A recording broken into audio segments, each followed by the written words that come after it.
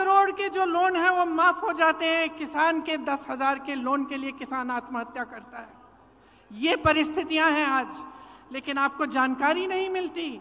आप टीवी देखते हैं तो अच्छी अच्छी चीज़ें दिखती हैं, सिर्फ होर्डिंग देखते हैं तो बड़ी बड़ी अच्छी अच्छी चीज़ें दिखती हैं, क्योंकि सबसे भीषण जो प्रहार है आज वो आपकी जागरूकता पर हो रहा है। आपको सिर्फ ये सुनाई देता है 400 पार, आपको सिर्फ ये सुनाई देता है कि मोदी जी कहाँ भ्रमण कर रहे हैं। कभी आसमान में, हवा में, हवाई जहाज में उड़ रहे हैं, कभी समुंदर के अंदर जाके नीचे, पानी के नीचे हैं। तो यही दिख रहा है आपको, लेकिन आपको ये नहीं दिख रहा कि आज इस देश की, कहते हैं आपको 5 किलो राशन देंगे लेकिन आपको रोजगार नहीं देंगे, आपके बच्चों को अपने पैरों पे खड़े होने का मौका नहीं देंगे। कहते हैं भ्रष्टाचार पर वार है, लेकिन सब भ्रष्टाचारी अपनी पार्टी में इकट्ठा कर रहे हैं। सारी पार्टियों के जितने भ्रष्टाचारी हैं उनको सब न्योता देके, वो निमंत्रण देके ले रहे हैं, और अचानक उनकी पार्टी में जाते ही स्वच्छ हो जाते हैं, कोई उनके बारे में सवाल नहीं उठाता। और हम ये हालात बदलना चाहते हैं, हम आपके हालात बदलना चाहते हैं। हम चाहते हैं कि आप अपने पैरों पे खड़े हों, कि सब सुविधाएं आपको मिलें, कि देश की सारी संपत्ति आपके हाथों में जाए। इसीलिए ये चुनाव आपका चुनाव होना चाहिए, ये चुनाव इस देश के लिए होना चाहिए, इस देश की धरती के लिए, इस देश की मिट्टी के लिए, इस देश के लोकतंत्र के लिए, इस देश के संविधान को बचाने के लिए। आज ये मौका है कि हम अपनी पार्टी का घोषणा पत्र आपके सामने रख रहे हैं। आपने देखा होगा कल एक सभा हुई थी दिल्ली में, और ये घोषणा पत्र देश के सामने रखा गया। इसे हमने न्याय पत्र का नाम दिया है, ताकि ये स्पष्ट हो कि ये एक सिर्फ घोषणाओं की एक सूची नहीं है जिन्हें हम चुनाव के बाद भूल जाएंगे। ये एक संघर्ष की आवाज़ है, इस देश की आवाज़ है जो आज न्याय मांग रही है। और इसका मतलब क्या है? देखिए, आज की परिस्थितियां क्या है आप मुझसे अच्छी तरह जानते हैं। बेरोजगारी चरम पे है। 45 सालों में इतनी बेरोजगारी नहीं रही जितनी आज है। आपने 10 सालों से मोदी जी की सरकार देखी, भाजपा की सरकार देखी, और अगर आप एक दूसरे से पूछते हैं, अड़ोस पड़ोस के घरों में जाते हैं, अपने घरों में खुद झांक के देखते हैं, तो क्या पता चलता है क्या किया इन्होंने बेरोजगारी को हटाने के लिए? बड़े बड़े वादे किए थे, बड़ी बड़ी घोषणाएं की थी, एक भी पूरा नहीं किया। आज बेरोजगारी बहुत ज्यादा है, और इन्होंने क्या किया? अग्निवीर जैसी स्कीम लाई, जिससे वो बच्चे, वो नौजवान जो मेहनत करके, रोज रोज वर्जिश करके टेस्ट लेते हैं सेना में जाने के लिए, उनकी आशाएं टूट गई। पेपर लीक हो रहे हैं हर प्रदेश में। जहां देखिए नौजवान मुश्किल से पढ़ाई कर रहा है, माता पिता कमाकर उसको मुश्किल से लोन लेके कैसे भी उसकी पढ़ाई करा रहे हैं, उसके ट्यूशन करा रहे हैं, पेपर लीक हो जाता है, नौकरी नहीं मिलती। ये परिस्थितियां हैं। आज महंगाई की ये परिस्थिति है कि ठीक है, चुनाव आने लगा तो 2 महीने पहले इन्होंने गैस सिलेंडर का दाम कम कर लिया, लेकिन इतने सालों से क्या दाम था? इतने सालों से आप क्या देख रहे हैं? आपका अनुभव क्या है? मेरी बहनें जानती हैं, त्योहार आता है घबराहट होती है कि कैसे खर्चा करेंगे, लिपाई पुताई कैसे कराएंगे, त्योहार के लिए नए कपड़े कैसे खरीदेंगे, दुकान जाएंगे क्या खरीद पाएंगे। ये परिस्थितियां हैं। किसानों की क्या परिस्थिति है? किसान सड़क पर आंदोलन करता है, प्रधानमंत्री जी उनकी सुनवाई ही नहीं करते। जीएसटी से मारा जा रहा है, हर चीज पे जीएसटी लगी जा रही है, पेट्रोल डीजल के दाम आसमान छू रहे हैं, और किसान अपनी मेहनत से अपने बच्चों को पढ़ाता है, लिखाता है, कोशिश करता है, पूरी अपना पसीना बहाता है, अपने बेटे को सेना में भेजना चाहता है, वहाँ पे भी रुकावट, कमाई में भी रुकावट, महंगाई बढ़ती जा रही है, बेरोजगारी बढ़ती जा रही है। और एक अनोखी बात है, आपने देखा होगा पिछले 5 सालों में क्या इन चीज़ों की, ये जो परिस्थितियां हैं आपके, ये जो संघर्ष हैं, क्या इनके बारे में आपको टीवी पे कुछ दिखता है? क्या मीडिया में दिखता है? क्या अखबारों में पढ़ने को मिलता है कि भाजपा की सरकार आते ही राजस्थान में चिरंजीवी स्कीम बंद हो गई, कि 25 लाख की आपको बीमा मिल रही थी स्वास्थ्य के लिए, कांग्रेस पार्टी दे रही थी, और आज 5 लाख हो गया है? क्या ये चीज़ें आपको पढ़ने को मिलती हैं? क्या इसके बारे में आपको जानकारी मिलती है? तो परिस्थितियां इतनी खराब हैं देश में, जो गरीब है उसके लिए कोई सुनवाई नहीं, उसके लिए कोई आगे का रास्ता ही नहीं है। बड़े बड़े उद्योगपति हैं, आपने खुद देखा किस तरह से महलों में रह रहे हैं, उनकी शादियां किस तरह से होती हैं, और देश की जितनी भी संपत्ति है उनको सौंपी जाती है। उनके हजारों करोड़ के जो लोन है वो माफ हो जाते हैं। किसान के 10,000 के लोन के लिए किसान आत्महत्या करता है। ये परिस्थितियां हैं आज, लेकिन आपको जानकारी नहीं मिलती।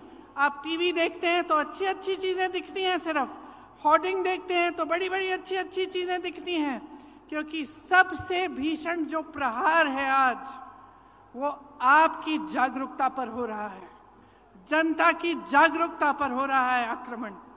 चाहे वो मीडिया की तरफ से हो, टीवी की तरफ से हो, भाजपा की पूरी जो मशीनरी है उसकी तरफ से हो। तो जानकारी आपको मिल नहीं रही है सही। जनता सोच रही है कि किसी का तो भला किया होगा, अच्छा अच्छा दिख रहा है, इश्तिहार टीवी पे दिख रहा है सब कुछ, तो किसी का तो भला हुआ होगा, इसीलिए ये सब हो रहा है। लेकिन असलियत क्या है, इसको पहचानने का अब समय आ गया है। आपको सिर्फ ये सुनाई देता है 400 पार, आपको सिर्फ ये सुनाई देता है कि मोदी जी कहाँ भ्रमण कर रहे हैं। कभी आसमान में, हवा में, हवाई जहाज में उड़ रहे हैं, कभी समुंदर के अंदर जाके नीचे, पानी के नीचे हैं। तो यही दिख रहा है आपको, लेकिन आपको ये नहीं दिख रहा कि आज इस देश की असली परिस्थितियां क्या है।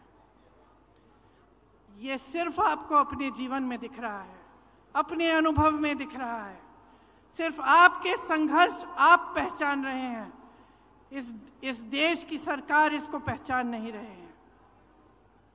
आप जानते हैं कि 10 सालों में जहां जहां आपको तकलीफ हुई वहां कोई आपकी मदद करने के लिए नहीं आया। जितनी भी स्कीमें हैं बड़े बड़े उद्योगपतियों के लिए बनी हैं, ये कहते हैं आपको 5 किलो राशन देंगे लेकिन आपको रोजगार नहीं देंगे, आपके बच्चों को अपने पैरों पे खड़े होने का मौका नहीं देंगे। तो आपको अब जो समय आ गया है कि आपको जागरूक बनना है, ये आप बहुत अच्छी तरह से समझ लीजिए। जब हम न्याय की बात करते हैं, हम ये कह रहे हैं, ये पहचान कर कह रहे हैं कि आपके जीवन में अन्याय हो रहा है, चाहे वो गरीब हो उसकी सुनवाई नहीं है, चाहे कमज़ोर हो उसकी सुनवाई नहीं है, मजदूर की सुनवाई नहीं है, आज स्त्री की सुनवाई नहीं है, उसकी कहानी कोई नहीं सुनाता। आपको कहीं नहीं दिखेगा मीडिया में, टीवी में। और भाजपा के नेता आपसे ये बातें नहीं करेंगे। चाहे ड्राइवर हो, ऑटो का ड्राइवर हो, चाहे माली हो, चाहे बढ़ई हो, चाहे हस्तकला में कोई काम कर रहा हो, इनकी कहानियां आप सुनते नहीं हैं। इसीलिए हमने अपने जो न्याय पत्र में लिखा है वो इन्हीं की कहानियों के तहत, इन्हीं के अनुभव पर लिखा है। आपकी ही आवाज है इस घोषणा पत्र में, इस न्याय पत्र में। भाजपा के नेता मोदी जी एक खोखले संसार, एक खोखली दुनिया में रह रहे हैं। गाजे बाजे में, शोहरत में आपको सिर्फ अच्छा अच्छा दिखता है, बड़ी बड़ी इवेंट बाजी दिखती है। सच्चाई छुपाने के लिए है ये, और जितने भी प्रयास हैं वो सिर्फ सच्चाई छुपाने के लिए हैं। आज पूरे विपक्ष पर हमला है, 2 मुख्यमंत्री जेल में हैं, कहते हैं भ्रष्टाचार पर वार है, लेकिन सब भ्रष्टाचारी अपनी पार्टी में इकट्ठा कर रहे हैं, सारी पार्टियों के जितने भ्रष्टाचारी हैं उनको सब न्योता देके, वो निमंत्रण देके ले रहे हैं, और अचानक उनकी पार्टी में जाते ही स्वच्छ हो जाते हैं, कोई उनके बारे में सवाल नहीं उठाता। तो ये बहाना है, ये पूरा बहाना है कि इनकी दुनिया सक्षम रहे, बड़े बड़े उद्योगपतियों की, इनकी, और वो भी गिने चुने उद्योगपति हैं, सारे उद्योगपति नहीं हैं। बहुत सारे ऐसे उद्योगपति हैं जो देश के लिए दिन रात काम करते हैं, जो रोजगार बनाते हैं। इनके जो गिने चुने मित्र हैं उनको सारी संपत्ति सौंपी जा रही है। ये उन दूसरे उद्योगपतियों के साथ भी अन्याय है। तो ये पूरी जो परिस्थितियां हैं देश की, इनको समझने की बहुत खास ज़रूरत है। आज जो आप वोट डालने जा रहे हैं, वो वोट इस देश के लोकतंत्र को बचाने के लिए जा रहा है। अब ये बात आपने बहुत सुनी होगी, और कभी कभी आप पूछते भी होंगे कि भाई कैसे हमारा लोकतंत्र असुरक्षित कैसे है। तो ये असुरक्षित इसलिए है क्योंकि जितनी भी ऐसी संस्थानें हैं और जो बड़ी बड़ी इंस्टीट्यूशंस हैं जो लोकतंत्र को बचाने के लिए हैं, उनको कमज़ोर किया गया है, उनका गलत तरह से इस्तेमाल हो रहा है। आज ये नौबत आ गई है कि जनता को ईवीएम पे भी भरोसा नहीं है। जनता ये भी नहीं जानती कि अगर वोट डालेंगे तो क्या हमारा वोट सही तरह से डलेगा कि नहीं। तो इन परिस्थितियों के बीच जो हमारा न्याय पत्र है, इसमें हमने कुछ ऐसी घोषणाएं की हैं जो हम चाहते हैं कि जब हमारी सरकार आएगी हम आपके लिए करके दिखाएंगे। इसका प्रमाण ये है कि हमने प्रदेशों में करके दिखाया है। जिन प्रदेशों में हमारी सरकार रही उनमें राजस्थान भी था। आपने देखा कि राजस्थान में किस तरह से जो स्कीम लागू करवाई थी, और जैसे मैंने कहा चिरंजीवी जैसी स्कीमें, जिससे आपको पूरी तरह से स्वास्थ्य की सुविधाएं मिलती थी। तो हमारे न्याय पत्र में किसानों के लिए 5 गारंटी हैं। एमएसपी को हम कानून बनाएंगे, गहलोत जी ने भी आपको बताया। स्थायी कृषि ऋण माफी का आयोग बनेगा, मतलब एक स्थायी आयोग होगा, और आपके जो ऋण हैं, जो छोटे किसानों के जो ऋण हैं जो आपके माफ़ नहीं होते हैं, उसके लिए वहाँ सुनवाई होगी। फसलों का नुकसान होने पर 30 दिनों में सीधे बैंक खाते में भुगतान होगा। नई कृषि की आयात निर्यात की नीति बनेगी, और कृषि में इस्तेमाल जितने भी आप सामान इस्तेमाल करते हैं कृषि में, वो जीएसटी से माफ़ होंगे। ये बहुत बड़ी चीज़ है, इससे आपको बहुत राहत मिलेगी। मैंने बेरोजगारी की बात की। युवाओं के लिए केंद्र में 30 लाख जो खाली पद भरे हैं, पड़े हैं, उन्हें भारी करने का काम हमारी सरकार करेगी। हर परिवार में जो पहली नौकरी है वो पक्की मिलेगी, और स्नातक पास को 1 लाख रुपए मिलेंगे। ये जो पेपर लीक होते रहते हैं जिससे आपका बहुत नुकसान होता है, और पढ़े लिखे बच्चे बेरोजगार बैठे रहते हैं, उसके समाधान के लिए एक नया कानून बनाया जाएगा। सख्ती से जो ऐसे काम कराएंगे, सख्ती से उन पर कार्रवाई होगी, और एक जॉब कैलेंडर बनेगा जिसमें जो नियुक्ति के जो डेट हैं, जो इम्तिहान के डेट हैं, रिजल्ट के डेट हैं, वो पहले से बताए जाएंगे। जो लोग गिग इकोनॉमी में काम करते हैं, गिग इकोनॉमी मतलब जैसे शहरों में आप जो डिलीवरी वाले युवा हैं जो डिलीवरी करते हैं, इस तरह की जो नौकरियां हैं, इनको सामाजिक सुरक्षा मिलेगी। और एक 5,000 करोड़ रुपए का फंड बनेगा युवाओं के लिए, ताकि युवा जब अपने कारोबार शुरू करना चाहें तो उनको लोन मिलेगा और उनको पैसे दिलवाए जाएंगे। महिलाओं के लिए खास हमने कुछ सोचा है कि हर जो गरीब महिला है उसे सालाना 1 लाख रुपए सरकार से मिलेंगे। केंद्र में जो नई भर्तियां हैं उनमें से 50% महिलाओं को दी जाएंगी। आशा, आंगनवाड़ी, मिड डे मील वेतन में केंद्र का योगदान 2 गुना होगा, और हर पंचायत में एक अधिकार मैत्री होगी जो महिलाओं को अपने अधिकारों के बारे में बताएगी। कामकाजी महिलाओं के लिए हॉस्टल होने चाहिए, देश में काफ़ी नहीं है, उनकी जो संख्या है उसको 2 गुना किया जाएगा और हर ज़िले में कम से कम एक ऐसा हॉस्टल होगा। आदिवासी भाई बहनों के लिए भी हमने गारंटी किया है कि वन अधिकार अधिनियम लागू किया जाएगा और एक स्पेशल बजट, स्पेशल प्लान बनाया जाएगा। भूमि अधिग्रहण कानून में जो संशोधन किए गए थे वो वापस लिए जाएंगे और राज्यों में पैसा के अनुसार कानून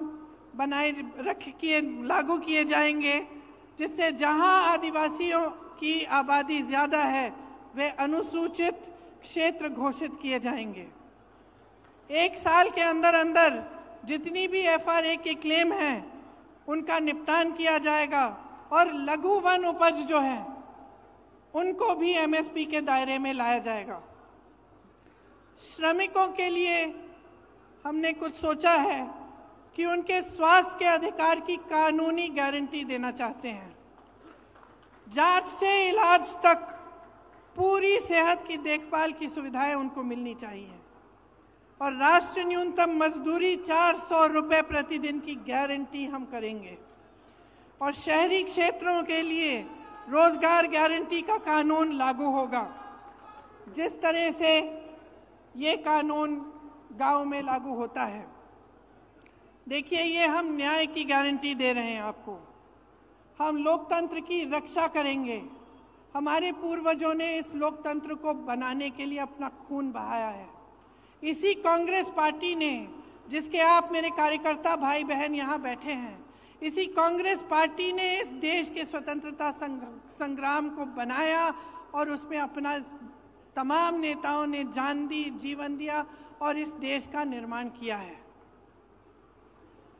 मैं सिर्फ एक आग्रह करना चाहती हूँ अपने कार्यकर्ता भाई बहनों से और ख़ास तौर से इस देश की जनता से, इस देश के एक एक नागरिक से ये मेरा आग्रह है, इस चुनाव को आप अपने मुद्दों पर लड़वाइए। जो आपके जीवन का अनुभव है वही सत्य है, वही सच्चाई है। जो आपको दिखाई दे रहा है टीवी पे, इश्तिहारों पे, होर्डिंग्स पे, ये सच्चाई नहीं है। जो ये मोदी जी ने इवेंट बाजी बना रखी है, गाजा बाजा, ये सब जो लोग सोचते हैं कि धर्म के नाम पर, जाति के नाम पर या आपका ध्यान कहीं और आकर्षित करके गद्दी पर सुरक्षित रहेंगे, उनको सच्चाई दिखाइए। क्योंकि जब तक आप अपने अनुभव पर उतरकर अपना वोट नहीं देंगे, जब तक आप अपनी सच्चाई, अपने सत्य, अपने अनुभव के आधार पर इस देश के निर्माण को नहीं करवाएंगे, तब तक ये हालात बदलेंगे नहीं। और हम ये हालात बदलना चाहते हैं, हम आपके हालात बदलना चाहते हैं। हम चाहते हैं कि आप अपने पैरों पे खड़े हों, कि सब सुविधाएं आपको मिलें, कि देश की सारी संपत्ति आपके हाथों में जाए। इसीलिए ये चुनाव आपका चुनाव होना चाहिए। ये चुनाव इस देश के लिए होना चाहिए, इस देश की धरती के लिए, इस देश की मिट्टी के लिए, इस देश के लोकतंत्र के लिए, इस देश के संविधान को बचाने के लिए। और मेरी पूरी उम्मीद है कि इसी आधार पर आपका वोट जाएगा। तो आप सबको बहुत बहुत धन्यवाद। कुछ लंबा मैं बोली, अध्यक्ष जी को भी बोलना है। आपने बहुत ध्यान से मेरी बातों को सुना है, इसके लिए बहुत बहुत धन्यवाद। मेरे साथ एक बार बोलिए, जय हिंद।